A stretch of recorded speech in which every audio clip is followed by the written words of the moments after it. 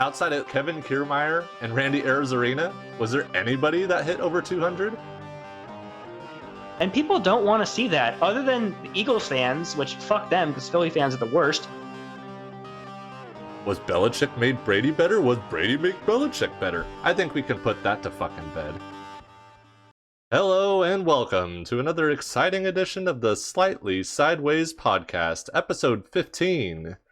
I'm your host, Koenig, joined as always by my good friend and co-host, Corbin. Say hello to the people, Corbin. Hello, everyone. So glad that you are with us here. We missed you after taking a week off. We got so caught up with life and the election that needed a little bit of a break. Also, there wasn't too much going on in the sports world, but we have a nice episode ready for you here today. As you all know, we like to have a few drinks here on the segment to stay loose. On my end here, I actually have a holiday pack. I got a White Claw holiday pack, and they've got all these weird flavors like gingerbread and peppermint. So I'm predicting that this is going to be a nightmare, but it's what I have. I'm trying to be festive, right? It's just about holiday season, so why not? Koenig, what do you have on your end? So on my end, I'm going with something I've never heard of, so we'll see how this goes. The wife actually found a 6-pack of these at Trader Joe's for only $4. So the bar is set really low. But in a Ska Brewing glass, Ska Brewing out of Durango, Colorado, I'm going with the Simpler Times Lager out of Simpler Times Brewing Company in Monroe, Wisconsin. Shout out to Wisconsin, if you know what I mean. Uh-oh. Wink. Wisconsin. Isn't that where Pabst is from? Yeah, I think that's right. So hopefully this could, I don't know, who knows? Maybe Pabst makes that beer. I don't think so. This is a beer I've never heard of, and I've never heard of this brewing company before either. I think the wife said that they sell this only at Trader Joe's. Oh, yeah. So it's a lager, so there's that going for me. I do rate a lager, so we'll see how it goes. Only $4 for a 6-pack, so my expectations aren't incredibly high, but stay tuned to the end of the episode for our drink reviews, as always. Before we get into tonight's show, if you aren't already, give us a follow on Twitter at Slightly Sideways so you can keep up with all our thoughts on the sports-related topics throughout the week. If you have a Spotify subscription, do be sure to follow our show at Slightly Sideways Podcast. And for all of our fans watching on YouTube, if you're enjoying the show, give it a thumbs up and consider subscribing to the channel so you don't miss a single episode. It's absolutely free to subscribe, it's absolutely free to like it, and it helps us out a whole lot. So thank you to everyone for your continued support of the program. On tonight's show, we have the end of the season awards for Major League Baseball. We have the latest developments in the world of college football. What else do we have for our listeners tonight, Corbin? We also have an update on the NFL season, as well as everybody's favorite Sheffield United, and of course, the finale, The Unknown. This week, I will be in charge of The Unknown, so you want to be sure to stick around to see what Koenig has to go through.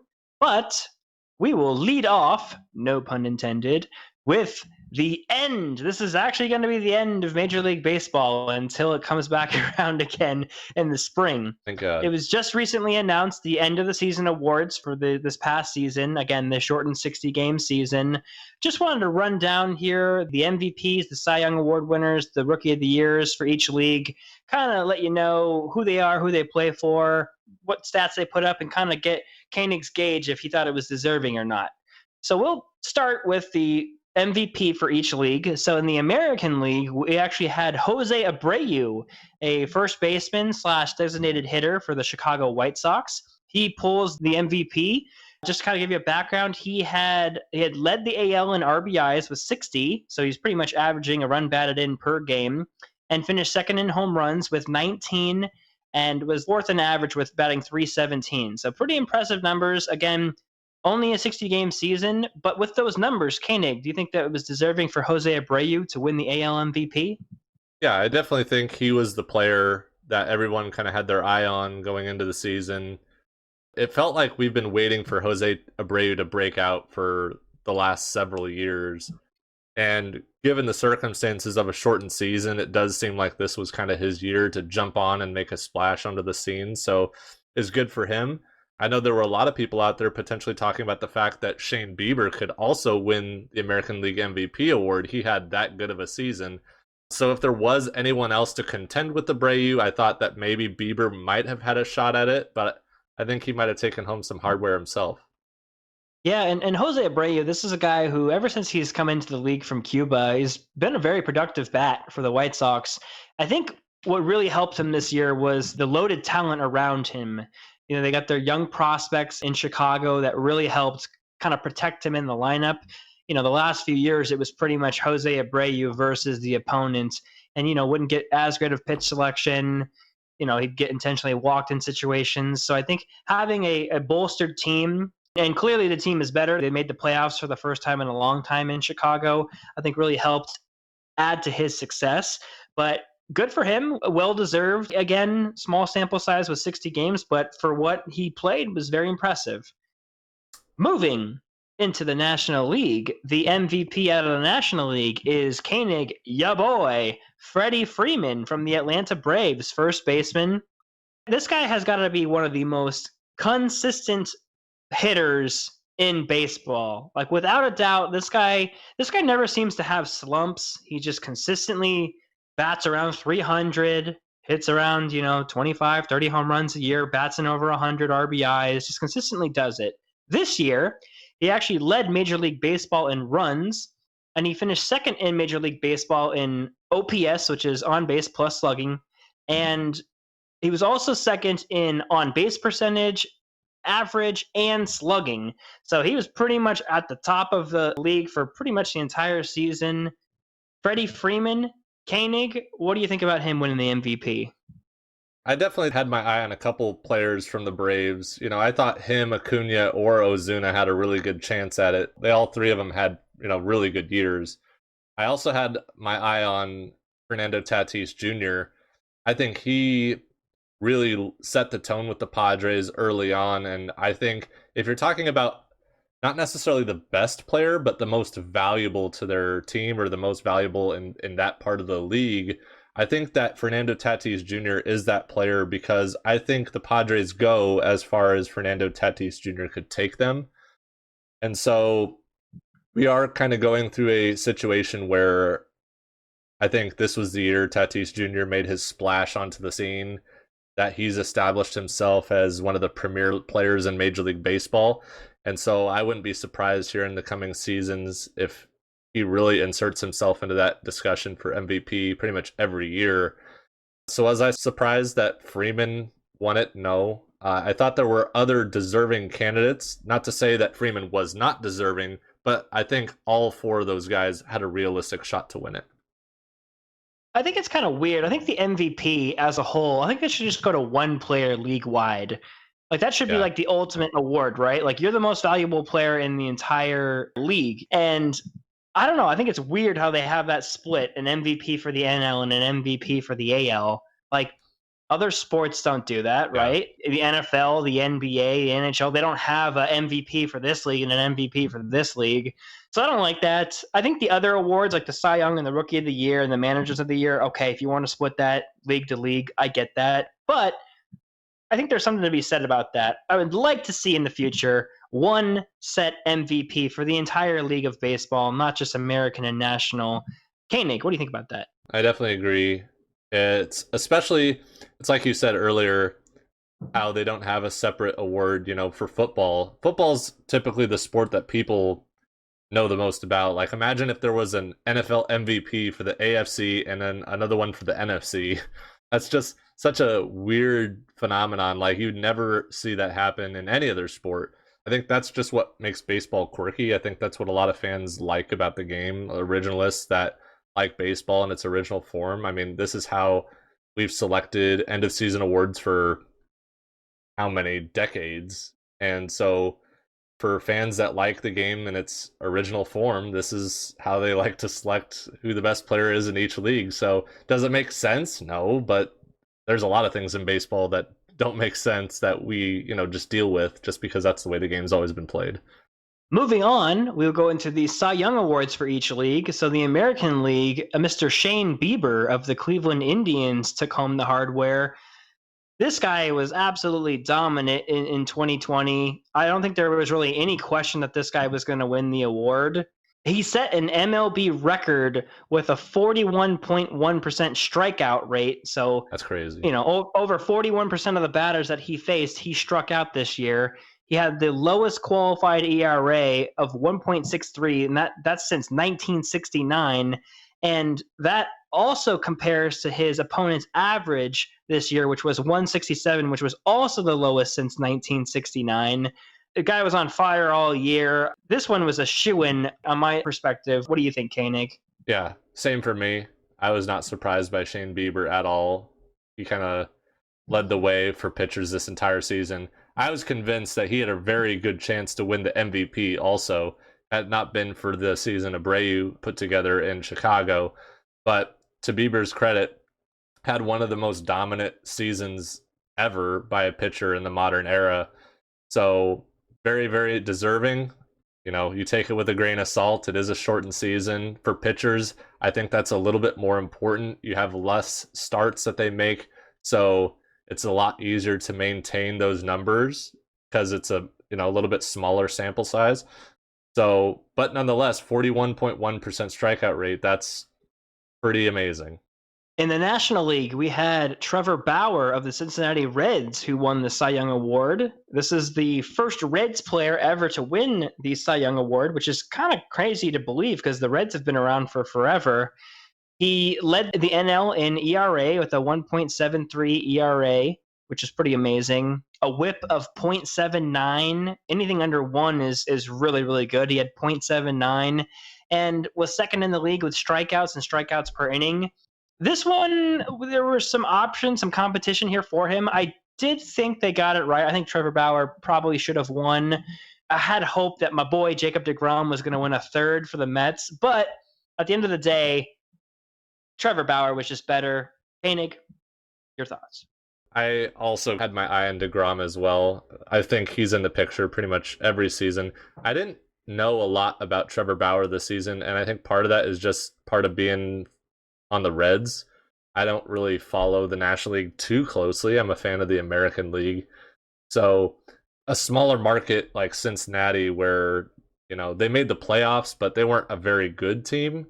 He kind of just slowly put together this really incredible season. And he wasn't necessarily a player I had at the top of my head, like, oh yeah, Trevor Bauer, of course. But then you look at the numbers, like Corbin pointed out, his ERA under 2, his whip under 1.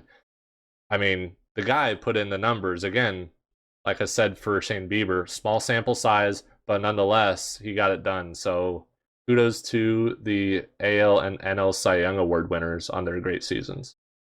One last thing on Bauer. My forever memory of him was when his last season in Cleveland, Terry Francona was going out to take him out of the game because he was getting shelled. And he got so pissed off that he took the ball and he literally turned around and rifled it over the field from the pitcher's mound, threw it to dead center field over the fence. Wasn't that in Milwaukee? I don't know where it was, but I'm positive I that remember it was that. when he was with Cleveland. Yeah. And it was just like, holy shit. Like, it was one of those moments where you text people, did you see what Bauer did? But anyhow, good for him to have success with the Reds. It's tough to get excited about these numbers. These numbers are impressive for both these pitchers, but again, they only had to pitch 60 games. Or not 60 games individually, but the season of 60 games. I'd like to see where these numbers would have been after a full 162, but we're never going to get that opportunity for this season, so it is what it is.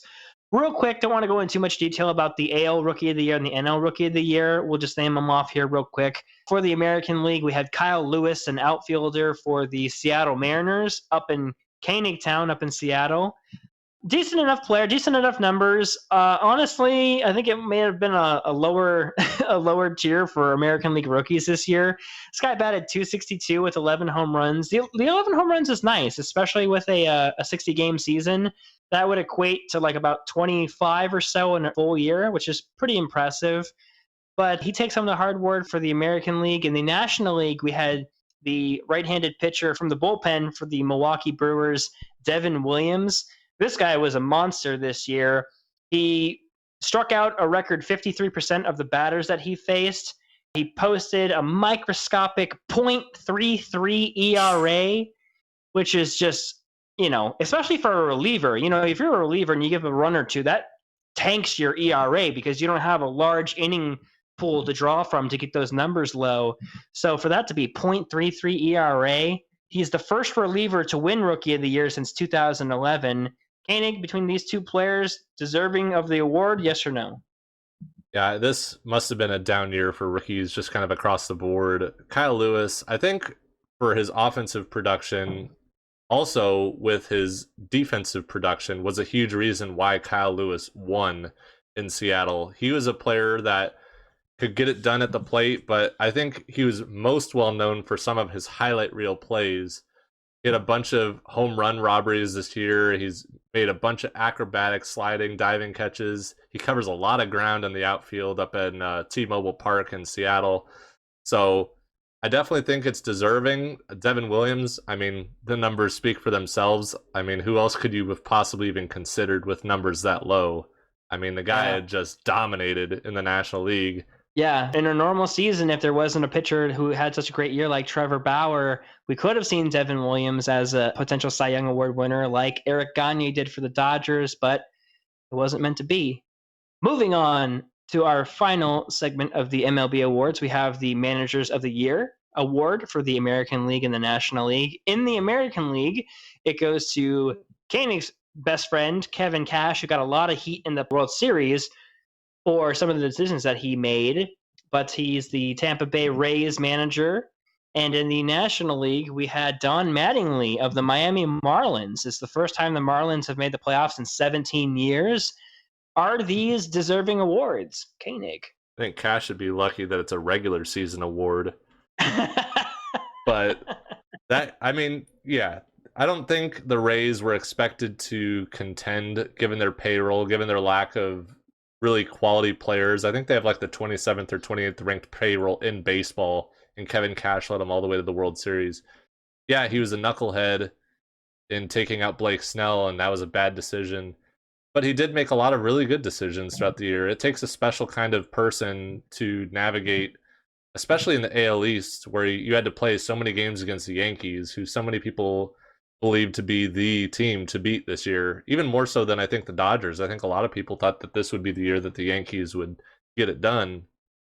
But Kevin Cash had to find a way to use what he had, and it was not a lot. And I think the same could be said for Don Mattingly. Like, I think they made a deal at the trade deadline to get Starling Marte from the Diamondbacks, and that was like their big acquisition. Like, when Starling Marte is your key acquisition, your team is probably not very good. And the Marlins, to their credit, another one of those teams in a very tough division, having to play in the NL East, having to play against the Braves as many games as they did. I think at one point in the year they played the Braves and they lost like 29-5 or something like that. But Don Mattingly, another situation just like Kevin Cash, you made the most of the players that you had. You didn't have a lot to deal with, and they still got it done. So kudos to both guys.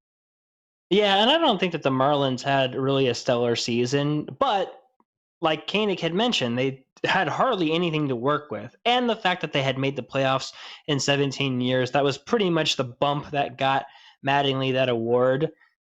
Congratulations to both guys. As far as the Marlins, real quick, I did want to point out that today they had hired the first female general manager in baseball. This lady's name is Kim Ning, or it's the last name is NG. I don't know how to pronounce it. Is it Ing? I don't. So obviously we didn't come prepared on the pronunciation, but her name is Kim Ng. I think that's correct. It's Kim Ng. So congratulations to her. This is going to be a huge change in baseball, or just sports for that matter. Yeah. I mean, this is great to have all different perspectives, and I hope that she does a good job, just not against the Mets, but a good job against every other team out there. But yeah, pretty big news. Yeah, no, that's huge. And I mean, you're talking about females in sports, and for the NBA, you had like Doris Burke commenting in the finals, and that was a huge deal. And in the NFL, you had female referees, and that was a huge deal. And then it was for the 49ers, you had female coaches, and now you're getting females into the front office in baseball.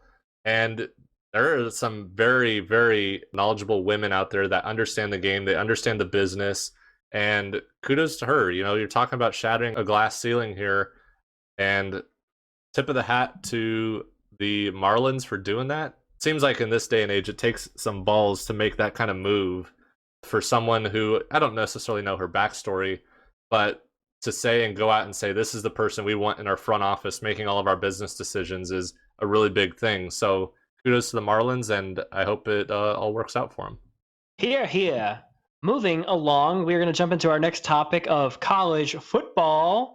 College football has been a little screwy, to say the least, since the season had started about a month and a half, 2 months ago, depending on what conference you follow. There have been a lot of delays and cancellations between small schools and big schools. It's right now, especially, it seems like every week there are more and more cancellations due to COVID.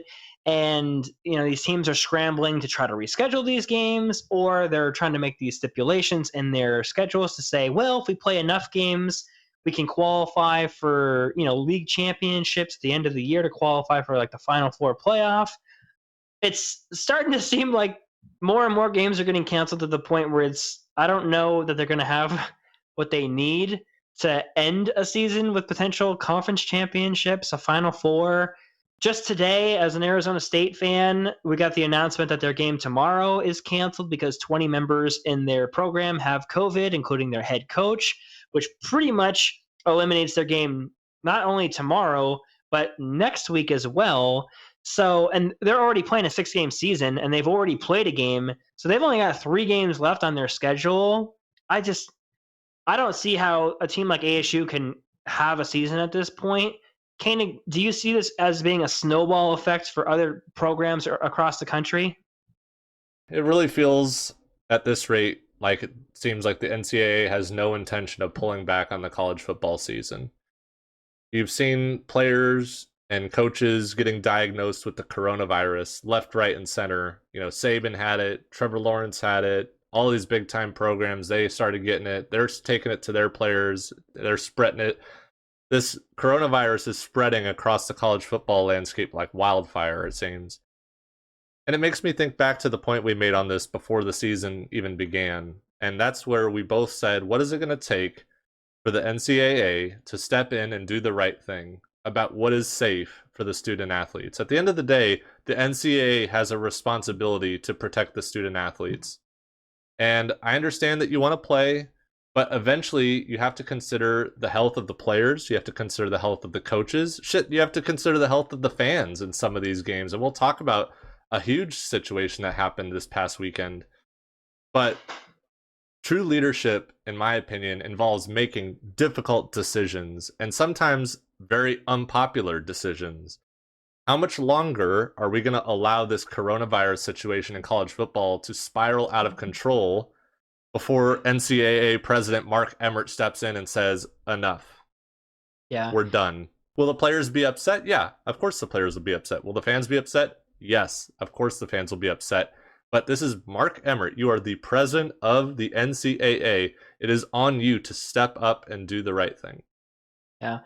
Unfortunately, everybody saw this coming, right? It's one thing for professional athletes to say, okay, we need to be smart about this because this is our livelihood, right? Like we make money off of this and people depend on us.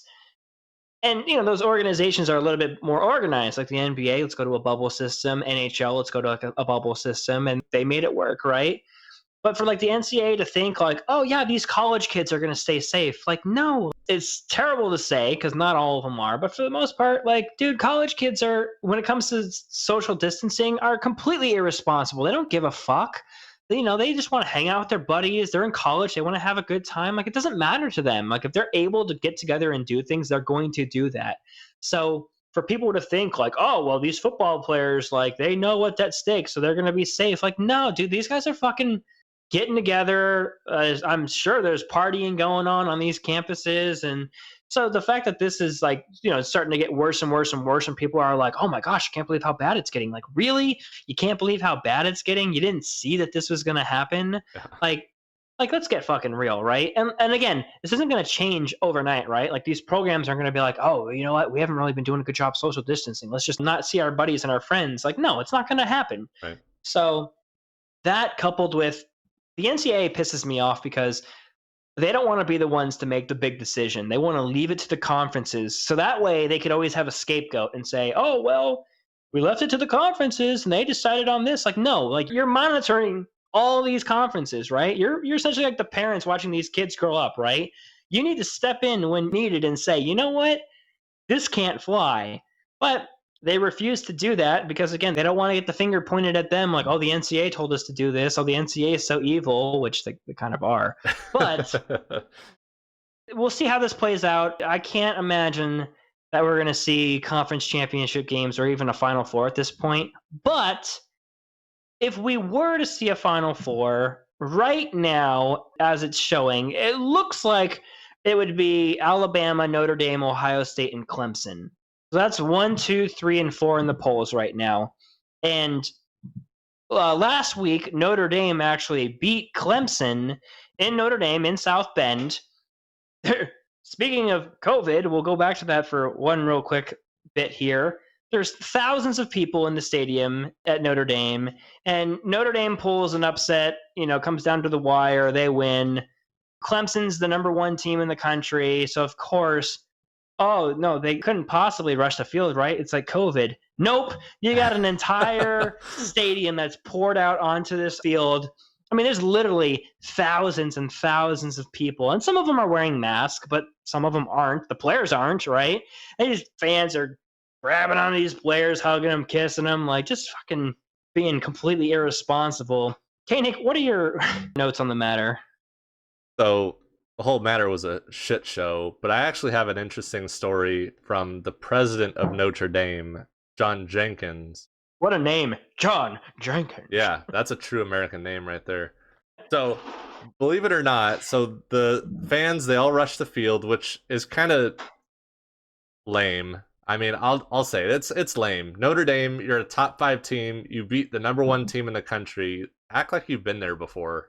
Well, they beat the number 1 team in the country without their starting quarterback, who's supposed to be like the number 1 pick in the draft. So it's not like they beat a fully staffed Clemson team. Yeah, exactly.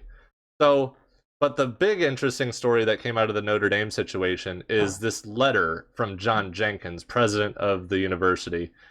And he says, amongst other things, Jenkins says in the letter, quote, "It was very disappointing to see evidence of widespread disregard of our health protocols at many gatherings over the weekend," end quote. Okay, that makes sense. So you're probably thinking, okay, why is this a story? Well, we'll try not to go down the rabbit hole too far, but the backstory is John Jenkins had attended the event at the White House Rose Garden during the confirmation of Supreme Court Justice Coney Barrett. So he was actually seen attending this event without a mask, also in disregard of the health protocols that were put in place by the CDC. And so it seemed a bit hypocritical, and I think the Notre Dame fans were the first ones to point this out, like, hey, dude, you went to the White House and you weren't even wearing a mask, and oh, what happened? You ended up getting diagnosed with coronavirus. And now you're gonna tell the fans, oh, what you did is totally unsafe. It's like, dude, that's calling the kettle black, don't you think? Like, you just did this totally irresponsible thing, and now you're getting mad at the fans for doing this equally irresponsible thing. At the end of the day, John Jenkins authorized the students to attend the event. This all could have been prevented by simply not allowing fans into the building. Especially since in the Midwest right now, I mean, it's bad everywhere, but it's especially bad in the Midwest. Yes. I mean, there's teams like Wisconsin who had to cancel their first 2 games because of it, because their state is just out of control. So I think that's a really good point that you make, that, dude, you let the fans in, right? Yeah. Like, if you didn't want this to be a problem, you could have eliminated that from the get-go and said, no fans, right? Yeah. And, I mean, I get where he's coming from. He has to say that. I mean, he's, oh, I'm disappointed. Like, he can't just not say anything, right? Especially with the media giving it so much attention and dogging on Notre Dame. But it is very ironic to be like, this fucking guy is telling us how to stay safe, and he's telling us that he's disappointed in us when he made all this possible. Yeah. And that's kind of my point. It's like whatever happens as a result of that decision, you make the decision. We're going to allow fans into the building. Okay, dude, whatever happens, this is a big game against Clemson. Whatever happens, happens. And it's based off of the decision that you make. You have to deal with the consequences of that decision that you made. I'm not really sure what else John Jenkins could have expected from college students given the circumstances. You know, I'm sure they're drinking. I'm sure they're elated about the fact that they might actually go to the college football playoff because they beat Clemson. Oh, they will. I mean, Yeah. unless they just So shit the they melt bed. down. Yeah. Yeah. And so, you know, given everything that happened, which you could have foreseen going into the game, like this is a very realistic possibility. This would have been an opportunity for you to say, you know what? No, we're not going to do this. The coronavirus is really bad here in the Midwest. We don't want to make it worse. And you made an irresponsible decision to allow fans into the building, and then you said they made an irresponsible decision. Dude, it's on you. It's on you, dude. I'm sorry. Yes, for sure. I do want to point out that I think a game like this, now, take away the fans storming the field, Corona, all that stuff. The game, is a very exciting game, and Notre Dame, they pull off the victory. I think this is what Notre Dame, like, this is what they need. Like, dude, if you join the ACC will open you with open arms. Yeah. If you go to the ACC and say, hey, you know what, we want to be a permanent member, just football, basketball, whatever sports, right? Now you pretty much already have an instant rivalry with a team like Clemson. So you have that game on your schedule every year where, people always dog Notre Dame like, oh, they don't ever really schedule anybody tough. They only have like one game to get through.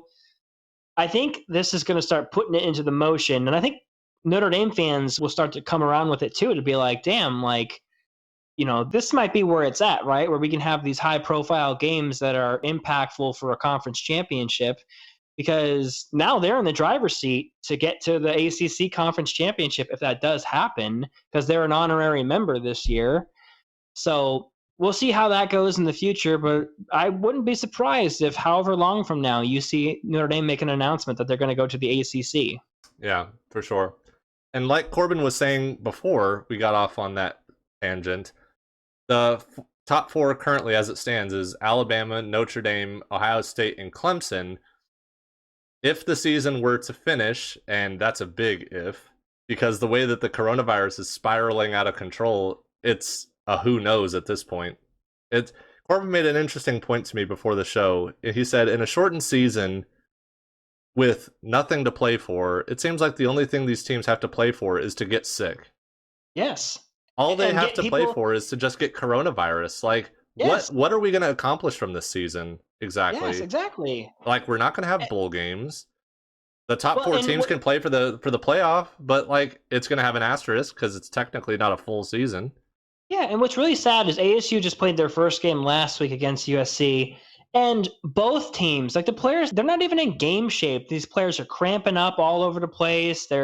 You can just tell they're sucking wind out there. Their conditioning is terrible. It's like, this isn't even a good product that you're putting out there. Like, not only are you putting these kids and the faculty, the staff, the members at the stadium that are helping organize and work all these events, you're putting all these people in danger, but you're putting a poor quality on the field. Yeah. Like, if ASU were to come out tomorrow and say, you know what, we discussed it, we're not going to play any more games this year, I'd actually be like pretty thrilled about that. Like, yeah. Good. Like, protect your investment, protect your players, protect your coaches, and come back hopefully next year when shit's under control, where you can do this safely. And, you're not. What really pisses me off is the Pac-12 especially.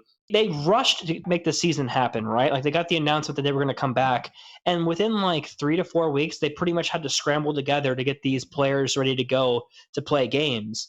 And, some people might think like, oh, well, they had like 3 or 4 weeks to prepare.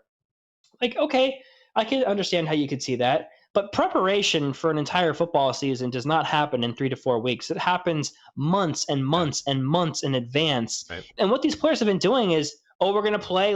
They're practicing. Oh, no, we're not going to play. Okay, we're not going to practice. They're consistently practicing, not practicing, practicing, not practicing. So they're not maintaining that level of consistency that's needed to perform at a high level. Right. So even just saying, oh, you got 3 to 4 weeks to get everything back together and going, like, it's not as easy as it sounds. Yeah, that's a fair point. And so, like we were saying on the topic of the top 4 teams, if the season were to finish, do we consider the teams as they currently stand with Alabama, Notre Dame, Ohio State, and Clemson to be the 4 teams that would be competing for a national championship? And I, for one, believe that those are the 4 best teams in the country.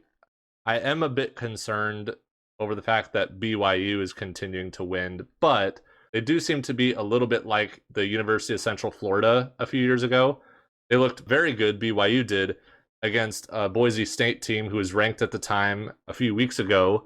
But outside of that, if that's the toughest game on your schedule, I really don't feel as though you can do enough to prove you're a top 4 team in the country. Like, even if BYU went out and beat the brakes off of everybody by like 50 points a week, I still don't think that would be enough, even if they went undefeated. Yeah, there's no way. And BYU is doing everything that they can do, right? Like, they can only play the schedule that they have in front of them. But, let's not forget they had their non-conference schedule canceled. They were supposed to play ASU in Tempe. And if you ask me, I know ASU blew a horrible game last week to USC. I think ASU is a better team than BYU is. And yeah, without a doubt. And you say, oh, a ranked Boise State team. The only reason Boise State is ranked is because the 2 major conferences, the Big Ten and the Pac-12, they didn't start for forever. So they had all these teams like fucking, God, I don't like Coastal Carolina. Yeah, Coastal Carolina in the top 25. And so I don't want to hear this shit like, oh, Boise State was ranked. Like, yeah, in a regular season, they would not be. Not to say that they wouldn't be close to the top 25, but they wouldn't be ranked. Right. And the main reason why BYU has no chance, even if they win out, is because the NCAA cannot afford to lose any more money. And by putting BYU over a team like Clemson or Ohio State or Notre Dame or Alabama, that is huge revenue lost in viewership, sponsorships. They're not going to let that happen. I would even go as far to say that they would let in. So right now, Alabama, Notre Dame, Ohio State, they're all undefeated. Clemson has 1 loss to Notre Dame.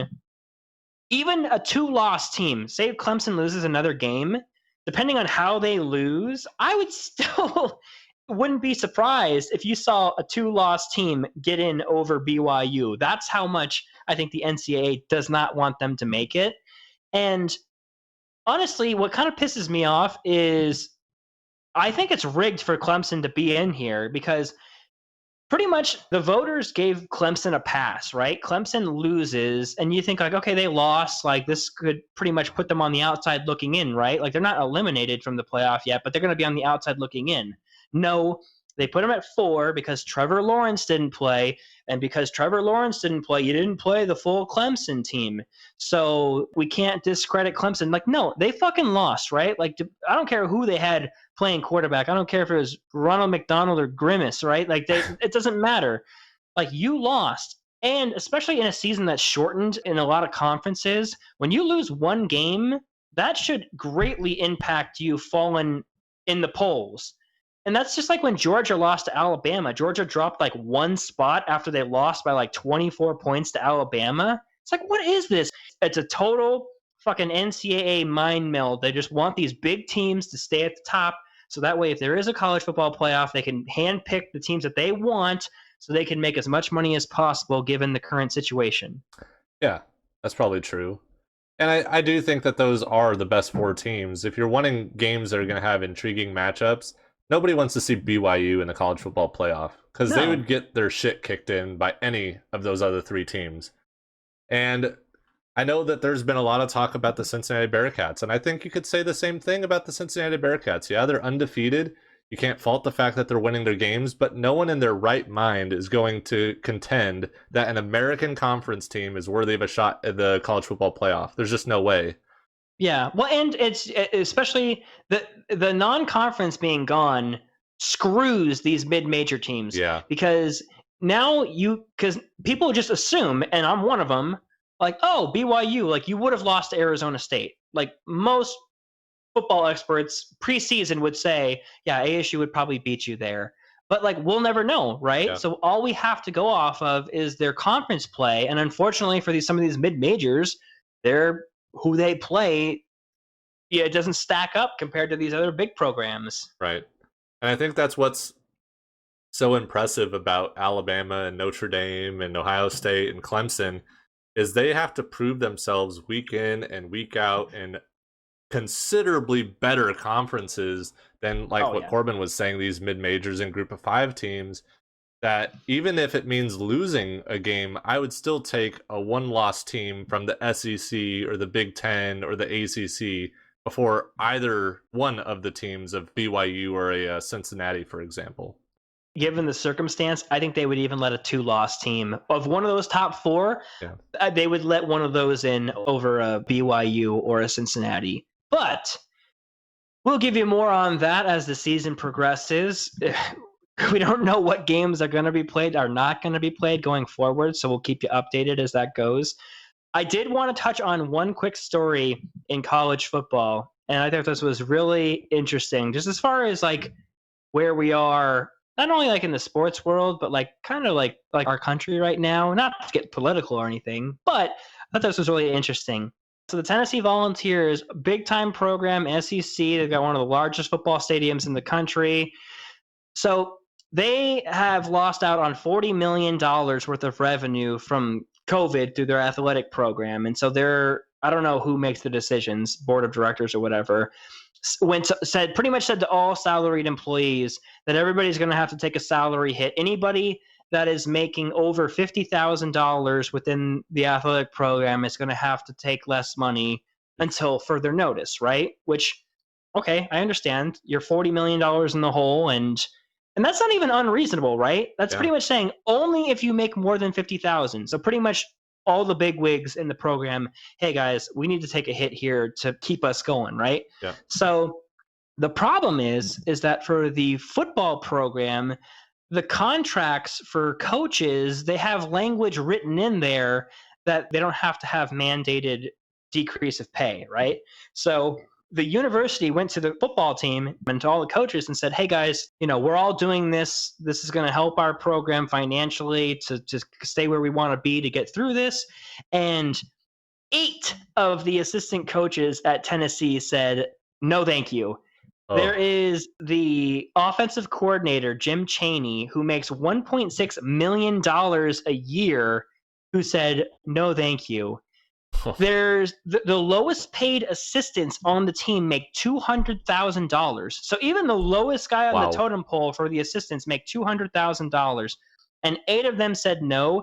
The only 2 assistant coaches who agreed to it were 2 guys who played for the University of Tennessee. Wow. So they actually have a conscience to say, this is my school, this is my alma mater, we need to do this. But just seeing the greed in college football. Now, I will say this, the athletic director is taking a 15% pay cut, and the head coach, Jeremy Pruitt, he didn't have to take a pay cut because at the beginning of the season he was owed a bonus, but he declined the bonus given the situation, and the bonus would have been a considerable amount of money. So there is that, which is kind of beneficial, I guess. But Koenig, what are your thoughts on 8 coaches making from $1.6 million a year to $200,000 a year, pretty much saying, nah, I want mine. I don't care where the program or how other people are doing right now. Yeah, for the sake of not going too political, I think it really speaks to the essence of our country as a whole. Is we're so, and I'm saying this as we as a country, I don't group myself in this category, and I don't think Corbin would either, but we're so caught up in me and what's mine and my success and my money and my whatever, this pursuit of the American dream, whatever the fuck that means, that we don't give a shit about anybody else. Like, Americans as a whole are so numb to our fellow Americans these days. It's like you could have someone suffering on the street, and all it would take for you is to give a little bit of the huge amount of money that you have. These people that are making over $1 million, you're trying to tell me that you couldn't give a small, minuscule percentage of that money to help somebody else who doesn't have all of the luxury that you have. And it's just like, that's just always been my issue with the country. It's like, I realize we don't want to be socialists or whatever, and I realize that success is important and you work for your success, but so many people are always like talking about, oh, don't you want to stand up for the country that's given you so many opportunities? It's like the same can be said for you. It's like this country gave you those opportunities to coach professionally, or at least at the collegiate level, to the point where you make millions of dollars and you can't even be gracious enough or grateful enough to recognize that and to give a little bit more to help other people. I just think that's just so shocking, but like, I'm not surprised. That's And just the mentality here. you know what really pisses me off is, you always see in these on-field interviews for college games after like a big win, they're always asking the coaches, and they're like, "Oh man, it's all about these players. I'd do anything for these players in this program. Like it's all about sacrifice and all this shit that they tell you, like to like rah rah, oh I'm a great guy. Oh it's all about the team and like it's about us, not me." And then they go and they do shit like this. It's just like, okay, dude, like I see where you're at. It's just kind of it leaves a sour taste in your mouth, and it's just like I don't know. Maybe the head coach or the athletic director will reevaluate these coaches at Tennessee in the near future. Yeah, maybe if you don't want to do what's best for the university, maybe we don't need you here after all, huh? Yeah. So I thought that was interesting. We'll move on to the NFL topic of the show. Right now, the Pittsburgh Steelers are still the only undefeated team in the league. They are 8-0 right now. Koenig are the Pittsburgh Steelers, the best team in the NFL. I feel like we made a huge discussion on this on our last show. If you haven't listened to episode 14, you can catch it on YouTube and Spotify. Our huge point about the Steelers going into week 8 was they haven't played anybody. They haven't been challenged. They haven't had to play any team that's decent. Like, okay, they knocked off the Titans, and the Titans were undefeated at the time, and that was a big deal. But, like, I don't think either one of us necessarily think that the Titans are legit. Titans have lost 3 of the last 4 games, so they're slide the opposite way. Yeah, exactly. But now, now we can say that the Steelers, they were very competitive against the Ravens. They won that game in week 7 against the Baltimore Ravens, 28-24. And this was our biggest thing was, okay, the Steelers are undefeated, but can they hang with the big boys? Can they hang with the best teams in the league? And I think that they proved that. I think that, we dogged on the Steelers all this time and saying, oh, well, just wait till they play Baltimore. Just wait till they play a good team. Well, they played a good team, and they played really well. So you have to give credit where credit's due. Pittsburgh, they are the only undefeated team in the league. At this point, I think you have to say that they're the best team. They're good. You cannot say that an 8-0 team is not a good team, right? You just can't. But to say that they're the best team, I still have reservations. And the reason being is they had to score late last week to beat the Cowboys. Yeah. I mean, the Cowboys, who have been nothing short of a disaster this season. The Fighting Ben DiNucci's. Yeah, and to go back to that Tennessee game, they had to rely on a missed field goal by Gostowski in order to avoid overtime. So they've had close calls. So it's not like they've been just like rolling teams, even though they're bad teams, they've been rolling these bad teams.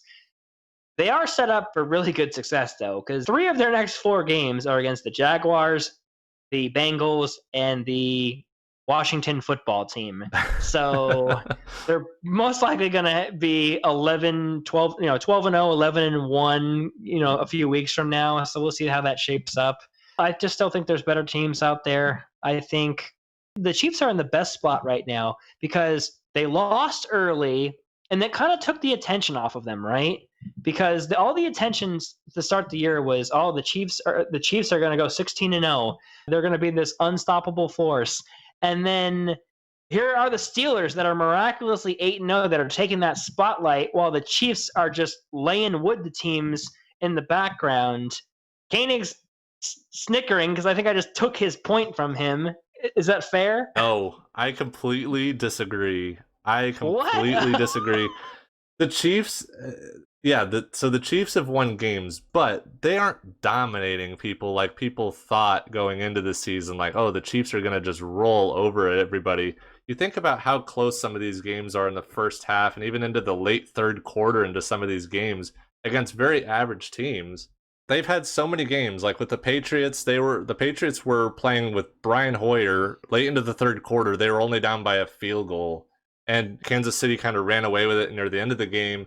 And then you had a situation like against Carolina last week. The Chiefs won the game 33-31. But a game like against the Carolina Panthers, that is a game that the defending Super Bowl champions should be walking away with easily. And they've had so many games this season like that.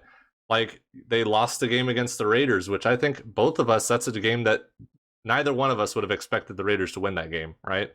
And they rolled over the Broncos and the Jets, which, that's fair. But even against the Bills, that game, like, and maybe the Bills are for real. Who knows? We'll talk about that in a second. But they've had so many games either at halftime, and their offense, it's so weird with the Chiefs because it seems like they have very little production at halftime, and like Andy Reid kicks them in the ass at halftime, and then boom, they turn it on late in the game, and they ended up expanding the margin of victory, or they end up scoring a bunch of points late, and then it looks a lot more lopsided than the game really was. So yes, the Chiefs are 8-1. I don't necessarily think, though, that the Chiefs are as impressive as maybe people would have expected them to be, given the circumstances. Let's face it, it's hard to blow out teams in the NFL consistently. Like, yeah, you could catch a team like the Jets who are just so bad and, just buzzsaw them. Like, okay, like that's to be expected. But just to continually just like murder and just like destroy these teams by these huge, large margins, it's not a video game. People always think like, oh, the Chiefs are so good. They're like video game status. It's like, no, like it's not that easy just to blow these teams out. I mean, the proof is there. Like, how many teams go 16-0 every year?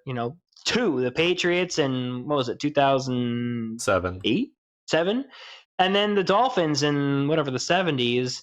So I'll bet right now that the Chiefs will get farther in the postseason. I think the Chiefs are going to win the Super Bowl again, honestly. But I think the Chiefs are going to go a lot farther than the Steelers are in the postseason. I would bet on that. All right, we'll have to see. But as far as maybe some teams that are a little more surprising, obviously we talked about some of the more notable teams in the league with the Steelers and the Chiefs, but maybe some teams that are underdogs or flying a little more under the radar.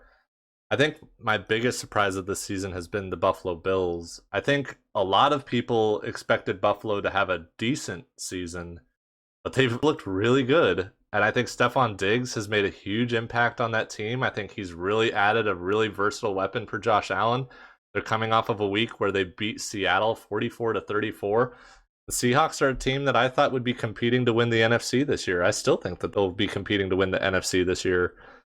So Buffalo has looked very good. I think a lot better than I think either one of us predicted in our preseason show. I also think that the Arizona Cardinals are playing a lot better than we expected. I feel like the Cardinals' biggest issue at this point, at the midway point in the season, is they're just a bit inconsistent. They have a few good wins, and then they'll lay an egg and they'll lose to Carolina. Or they look very strong against the Seahawks, and then they come back and they lose to the Dolphins. Granted, I don't think necessarily anybody knows how good the Dolphins are going to be. They're transitioning to this Tua system, so we'll see how that goes. I think the jury's still out on who the Dolphins are at this point. But DeAndre Hopkins has fit well into that system. Kyler Murray has shown how explosive he can be as a playmaker. If the Cardinals can find some consistency and get a little bit more production from their defense, maybe that's a lot to ask, but I think they could be a very tough team to beat in the second half of the season and potentially into the playoffs as well. It's funny that you say that because on Sunday, the Cardinals and the Bills play each other in Arizona. That's always tough. Those cross-country trips, where a team like Buffalo from New York has to travel all the way to the West Coast. Time difference, time change, whatever. They always say, oh, it affects the players. So we'll see how the teams respond in that game.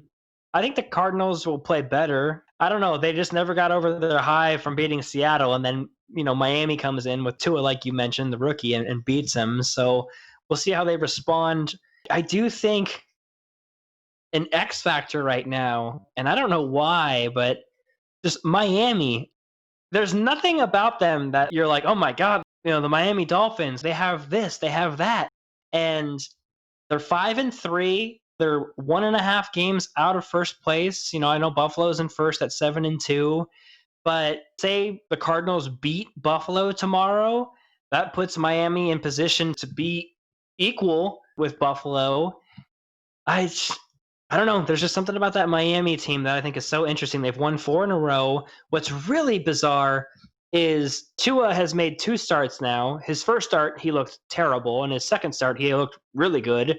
So it's what are we going to see going forward? Are we going to see more of the good, more of the bad? Right. But so interesting that a team, because even before they put him in there, Fitzpatrick was playing really good for them, and they just said, "Hey, you're benched. We're going with Tua for now on." Yeah. When the team was playing decent, so I don't know. There's just something about that Miami team that just has me intrigued. Right. And it'll take quite a bit, I think, from the Dolphins down the end stretch here in the second half of the season. I do think that it would take winning the division. I don't think that they'll sneak in as a wild card. I just think that the AFC North is just too good. The AFC North, I think either Pittsburgh or Baltimore, one of them wins the division, one of them gets in as a wild card. And then you talk about a division, maybe the AFC West, right? The Chiefs will win that division, and then maybe the Raiders get in as a wild card too. I mean, the Raiders have looked pretty good at times. They beat the Chiefs, obviously, and I think they're outperforming what a lot of people expected. So it'll be an interesting close to the NFL season. I think it's wide open. Obviously, the Patriots' reign is over. There's a lot of games left in the season. There's 8 games left, but it is a little bit wide open, especially in the AFC East. I don't necessarily think that the Patriots or Jets are in it. Obviously, the Jets aren't in it, but... Well, you mean the 0-9 Jets are not in contention? Yeah, but I mean, this is a season, it's so, it was always oh, yeah, the Patriots are going to make the playoffs, obviously. And then that takes, a playoff spot just out of the picture, just right off the bat. And so that makes things, extra more difficult, especially for wildcard teams, because it's well, shit, now we got to, it's going to take a lot more to get in. But I think with the Patriots falling off the way they have and the AFC East being wide open, that creates more opportunities, not just for the Bills and the Dolphins, but for other teams in the AFC.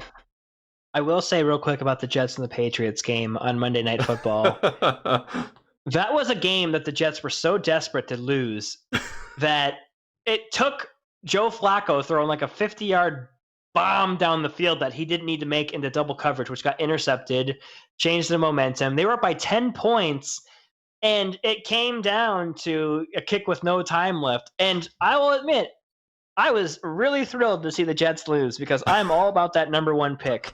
It's really sad. And you know what, dude? When your team becomes bad consistently, like the Jets are, you will start to root for your team to do poorly so you can get that draft pick, because it does not do you any good to finish 8-8 in the NFL or 7-9 or 6-10. If you're a shitty team and you can't get an elite pick in the top 3, now again, you have to get the pick right, which we haven't been able to do for a really long time. But especially this year, if Trevor Lawrence turns out to be as good as how everyone predicts he's going to be, then if you're a team like the Jets, you have to pick him. It's a similar situation like the Cardinals did when they drafted Josh Rosen, and then Kyler Murray was available, and they had the number 1 pick, and they said, fuck, man, this guy Murray is better than Rosen. We're going to go with Murray. I think it's the same situation where, I don't think Darnold's a bad quarterback, but if you have a guy that's going to be superior in your opinion, then you have to fucking go with it. So I really, really want to fucking see the Jacksonville Jaguars win, because then that would give us a 2-game buffer on that number 1 pick. So that would allow us to win a game. But we'll quickly get into Sheffield United. It has been so discouraging. To kind of recap what's happened the last couple of weeks, we played 2 games and we've lost 2 games. We've now played 8 games in total this season and have won 0. We have drawn 1, which got us 1 point in the standing, and we've lost 7, which have gotten us 0 points in the standings. There are 20 teams in the Premier League. We are 20th.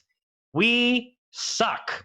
And there's no sugarcoating it. Sheffield United sucks right now. Now, is there the potential that they could play better? Sure, because they can't play any worse, right? You can't go from last to below last. Like, no, you're rock bottom, so they can't play any worse. They just got shellacked by Chelsea 4-1, which it probably should have been like 7-1, honestly, with the chances that Chelsea had. Yeah.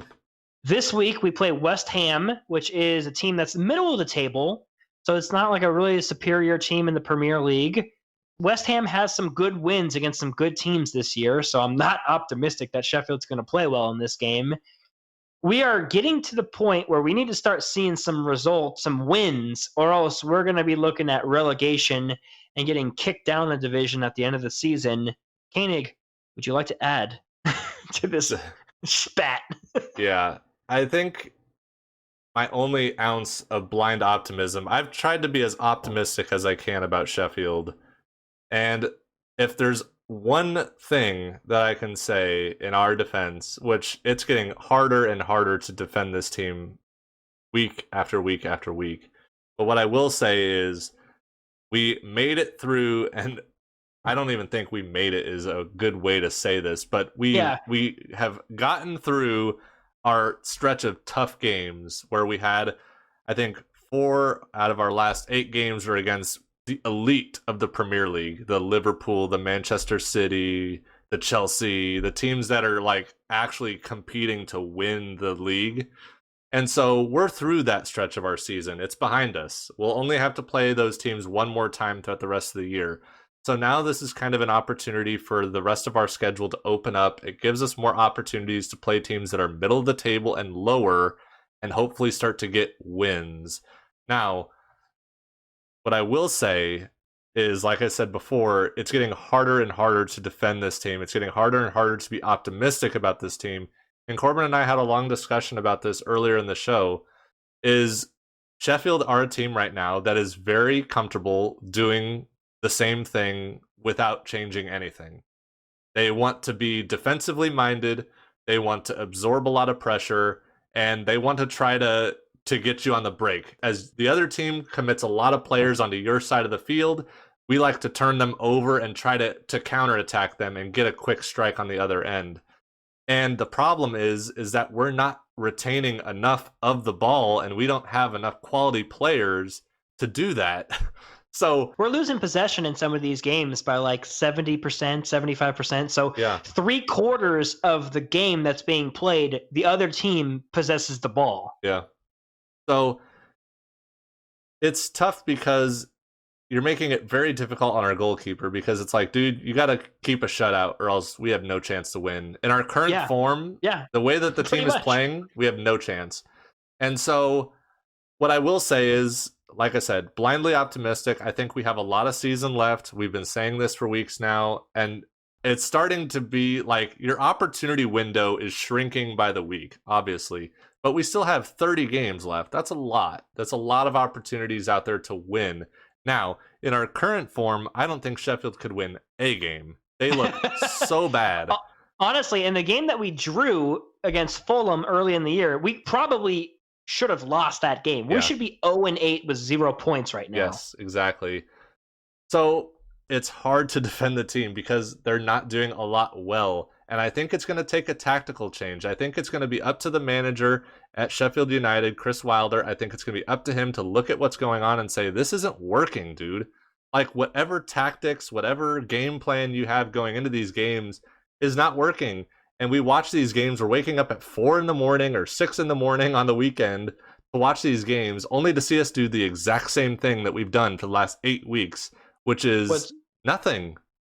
What's really frustrating about the team, too, is a considerably older team. You have a lot of guys who are past the 30-year-old thresh mark, which I know in reality that's not an old age. But for football purposes, when you pretty much get over that 30-year-old mark, that's when people start saying, okay, this guy's out of his prime, right? We have a lot of players that are past that 30-year mark.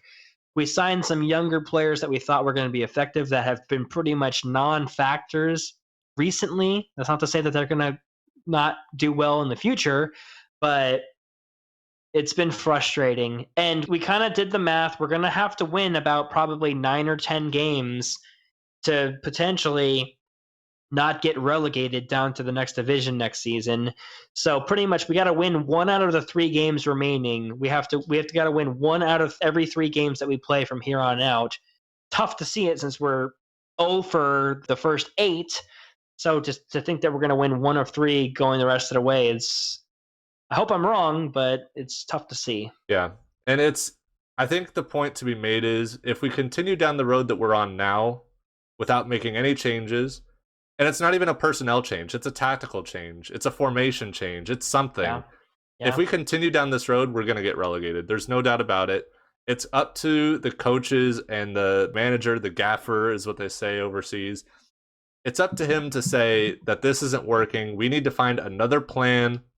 We need to find other ways to put our players into better position to win games. Because if you continue down this road, Chris Wilder and Sheffield United, it's not going to end well for you. I'm just saying. Yeah. We've been fucking shit so far. More on that as the season progresses. Going into our finale segment of The Unknown. The Unknown. No. The Unknown. This week, I am in charge of The Unknown, so I will be putting Koenig through the gauntlet. As everybody, hopefully everybody in America who's been paying attention over the last week and a half, there was a very big election that has happened. Whether you want to admit that it is over or not, I think it's pretty clear to people who've got fucking brains that the election is over. We are going to do a election segment of The Unknown, but it's not going to be on candidates. It's going to be on the Electoral College. Oh. So for those of you out there who aren't paying any fucking attention, how the election works is each state is assigned Electoral College votes, and a certain candidate has to get so many votes in order to win the presidency. What I am going to do is I'm going to quiz Koenig. I'm going to give him different states, and he is going to tell me which of these states has more Electoral College votes than the other one has. Okay. Now, Koenig has been watching CNN for like a week and a half straight, and he's been looking at that board that has all the electoral votes on it. So I like to think that he's going to do well. I spiced up the end of this to kind of throw some curveballs in there, but I still think you can get 5. So I think the threshold should be 6. If you can get 6 or more, okay, I will do a shot or drink a whole beer.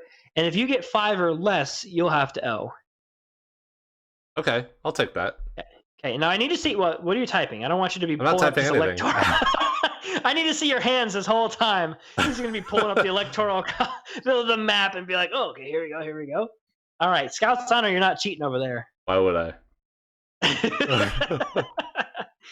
Okay, so again, I'm going to give you states, and then you're going to tell me which one has more Electoral College votes. And this is for as of the 2020 election, okay? Okay. All right, are you ready for the first option? Yes. All right, we're going to go with state number 50 and state number 49, Alaska and Hawaii. Which state has more electoral votes? I know Alaska has 3 for sure, because I always loved John King going over these like, oh, let's just give this one to the Republican candidate. But fuck, I don't think Hawaii has 2. No, Hawaii's definitely got more. I want to say they have 5, but I'll say Hawaii has more. Final answer. Final answer. That is correct. Hey. Hawaii has 4 electoral votes, and you are correct that Alaska has 3. So you are 1 for 1. Off to a good start. Are you ready for your next pairing? Yes. All right. The next states in question are the great state of Idaho or Vermont, where they do what they want. As you think on that, I used to have a fourth grade teacher that was from Vermont, and she would always say that shit whenever the topic of Vermont would come up. She'd go, "We're from Vermont. We do what we want." And I was like, "All right, lady." So Vermont, obviously New England, not a very big state, pretty small. Idaho's much larger. Like, yes, but the populations in those states, that's I mean, true. there's some large population compared as far as like land size and Yeah, not a lot of people live in Idaho. Not a lot of people live in Vermont either. some people live in Idaho and some people live in Vermont. That's true. Hope all you are sitting down and getting learned today. We're all gonna get an education and have fun. That's what we do here. Fuck. I'll say I know they both have less than 5, but the crapshoot. I'll say Idaho has more. Idaho has more? Yes. That is correct. Idaho has 4 electoral votes and Vermont has 3. Ooh, On the money. All right. Smaller Are you ready for states. your next pairing? yes, sir. All right. We've got the great state of Massachusetts Hmm. or Wisconsin. Wisconsin has 10. That's been like ingrained into our brains forever. Massachusetts. See, it's tough because Massachusetts is one of those states that didn't get a whole lot of coverage. It was like as soon as the polls closed, they're like, "Oh, Biden won," and like, yeah, they threw it up on the screen for like 2 seconds and then they like Yeah. wiped it away. Yeah. so. But Massachusetts, they have a lot of people, but it's a small state, kind of like Vermont is. I'll say Wisconsin has more electoral votes. Wisconsin, final answer? Yeah. That is incorrect. Oh. Massachusetts actually has 11 Oh. electoral votes. The more you know. So you're right on the money there. That's one of those states where it's tiny, but there's a shitload of people that are crammed into that state. So Yeah. you're still in good shape. You're 2 for 3, so Okay. you're right where you want to be. Are you ready for your fourth pairing? Yes. This was one of the states that was one of the last to make a decision. We have the state of Nevada. You're a Wolfpack fan or a Las Vegas fan, Nevada, going up against Connecticut. You like these New England states? Well, I tried to pick states that weren't like neighboring because you could have like memorization of a map to be like, oh, I know that that's this is that. I wanted to try to move some of these states. So for the same reason as Wisconsin, I know for a fact Nevada has 6. Just because, that's been such a huge part of the coverage the last several days. And, the people in Nevada have got to be the slowest counters on the planet. 1, 2, like, come on, dude. But anyways, Nevada has 6. Now, Connecticut, another New England state, small in size, but could it be large in population? I don't think it's not nearly as many people as Massachusetts, but apparently Massachusetts has 11. I don't think Connecticut has that many. There's definitely way more people in Massachusetts than Connecticut. Right, for sure. More than 6? See, the thing about Nevada is it's like you have 2 huge cities. You've got Vegas and then you've got Reno, and then it's all like rural areas with like no people in it. And Connecticut is small, but it's typically all suburban and people all live in the city. I'm gonna say Connecticut has more. Final answer. Yes, sir. That is correct. Connecticut has 7 electoral votes and Nevada has 6, just like you mentioned. All right. Okay, this one I think is 50-50. I didn't know this one. I just threw it in here for shits and gigs. Great. You've got the bluegrass state of Kentucky against Sooner Nation, Oklahoma. So Kentucky and Oklahoma, which state has more electoral votes? Shit. Another situation where neither state got a lot of coverage. They instantly went to the Republican candidate, and that was the last we heard of them. Yeah, this is a total crapshoot. I'll say Oklahoma. I'm not confident about it. Final answer? Yeah. That is incorrect. Oh, Kentucky Jesus. has 8 and Oklahoma has 7. Shit. Okay, so what's the score? It's 3-3, or is it 3-2? It's 3 out of 5 so far. Okay. So you've gotten 3 out of 5. Now, my dumbass, I just noticed this. I could have sworn I double checked this. I only did 9, so we're going to lower the barometer by 1. So Okay. all you have to do is get 5 to win. So you pretty much got to get 2 of the next 4 to 50-50. win. Yes. Okay. Exactly. So 2 of the next 4. All right. Now, you might need a pencil for this one. Oh, God. The next options is the state of California Okay. versus a combination of Illinois, Pennsylvania, Michigan. Which has more electoral votes? California by itself or Illinois, Pennsylvania, and Michigan combined? So California's in the 50s.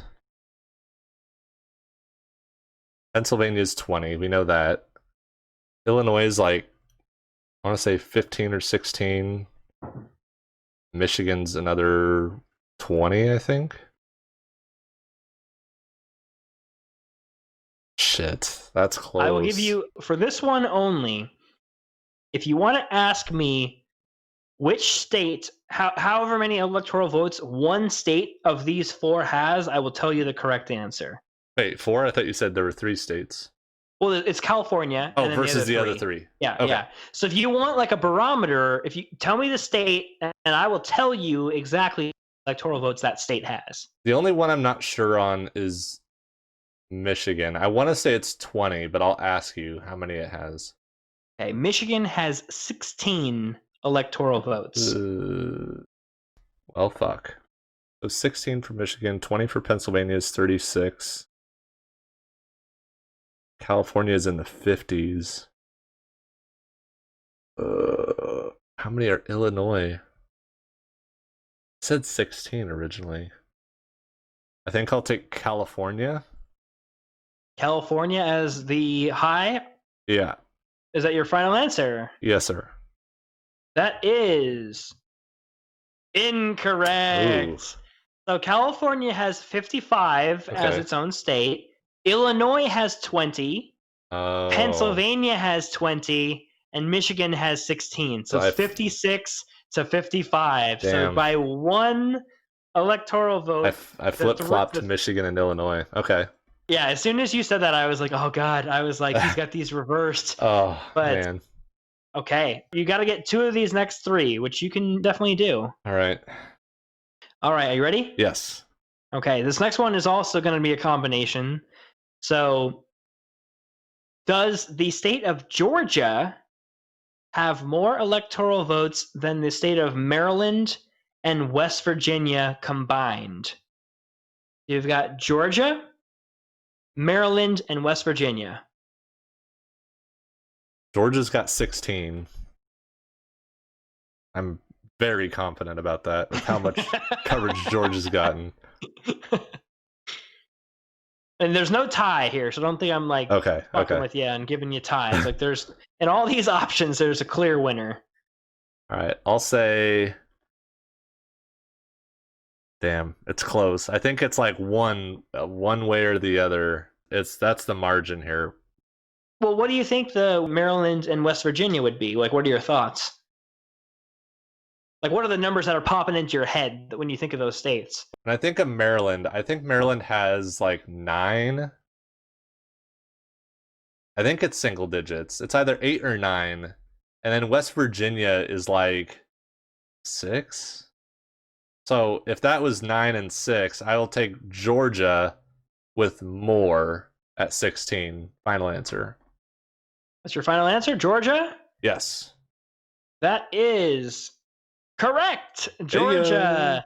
But Maryland has 10 and West Virginia has 5. So just by 1 vote, Georgia is superior as far as electoral votes. All right. All right, so you've got to get 1 out of 2 here. Are you ready for your next state? Yes. Okay. Does the state of Tennessee have more electoral votes than the states of Mississippi and Arkansas? You've got Tennessee, Mississippi, and Arkansas. Tennessee is another one of those states that has like 10. None of these states got much coverage at all. Shocking, I know. I will say, no matter what you get on this one, I think you're going to get the last one.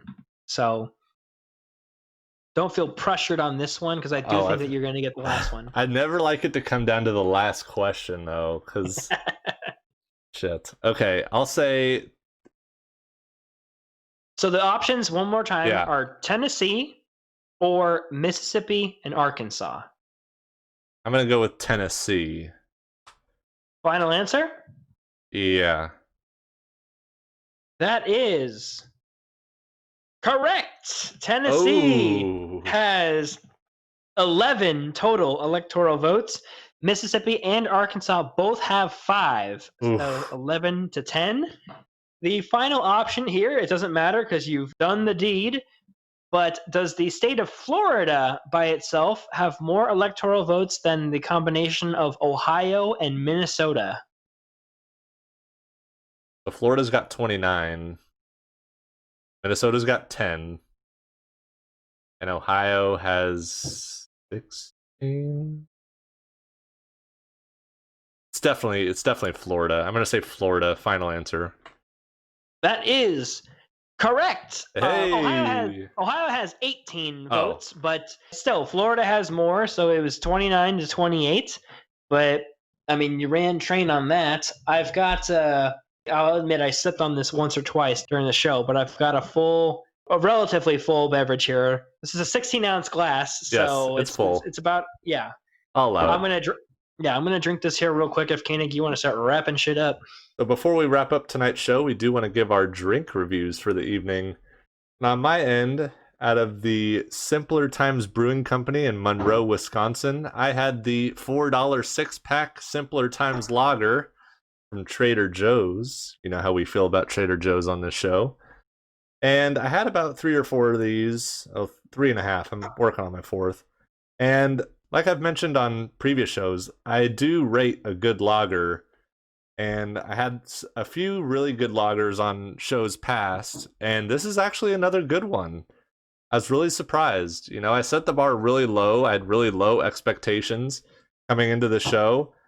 But Simpler Times Lager, I'm sure they've got this pretty much anywhere that there's a Trader Joe's. If you're at a Trader Joe's and you see it in the market, they've got the off-white and green cans with the like old school logo. Pretty good looking can. I'll give this is actually really tough. Do I like it more than the lager last week where I gave it, I think, like a 4.8 or 4.9? I'm going to give this a 4.4 out of 5 stars. Simpler Times Lager. Yeah, good. Okay, I need to go to fucking Trader Joe's, it sounds like. Yeah, it's good.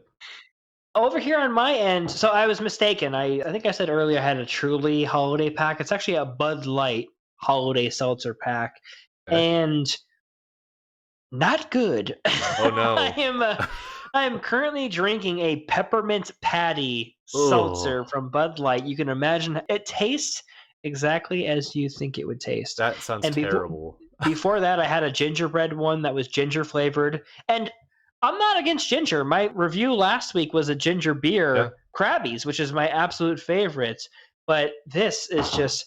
It's marketed cute. The can's got like snowflakes and candy canes and shit all over it. It's all fucking holiday season scam, right? Like you see this and you're like, oh, I gotta buy that. Don't. It sucks. It's really, really bad. So Bud Light Seltzer Holiday Pack, I give this like a 0.5 out of 5 because it has alcohol in it. Oh my god. That's it. The seltzers are not treating you well. This is like the second show where you've rated a seltzer under 1. No, they haven't been great, but like I said, I don't want to be drinking 7 beers a night every time we do these shows, so I got to alternate to try to stay somewhat healthy. There you go. But that will wrap up episode 15 of the podcast. We hope that you've enjoyed everything. If you're not already following us on Twitter, give us a follow at Slightly Sideway. You can keep up with all of our sports takes throughout the week. That's where they'll be. If you are on Spotify, give us a follow. It helps out the program a lot. Your shows go straight to your dashboard at Spotify, so you don't have to go searching for them. If you're on YouTube, you're watching the YouTube video, give it a thumbs up if you're enjoying the show. Subscribe to the channel so you don't miss a single episode. There are talks about exclusive episodes, and this is in the works. I know we've talked about this for a while now, but we are going to start putting out exclusive content on YouTube. So if you're not on YouTube, you might want to be on YouTube. You might want to hit the red subscribe button so you don't miss an episode. We have had talks about our schedule going forward. We don't want to inundate you with episodes and just release an episode just for the sake of it. We are going into a slower period for sports over the next several weeks and months. Obviously, we do have the Thanksgiving holiday coming up here in a couple weeks, but we hope to get an episode out in at least one, if not two, over the next 3 weeks of the month. So be on the lookout for those. Make sure to subscribe so you don't miss a single episode. I've been Koenig, your host, joined as always by my good friend and co-host Corbin. Say goodnight to the people, Corbin. To all my Swedes out there, good morning, and I hope you have a great day. Good night, everyone.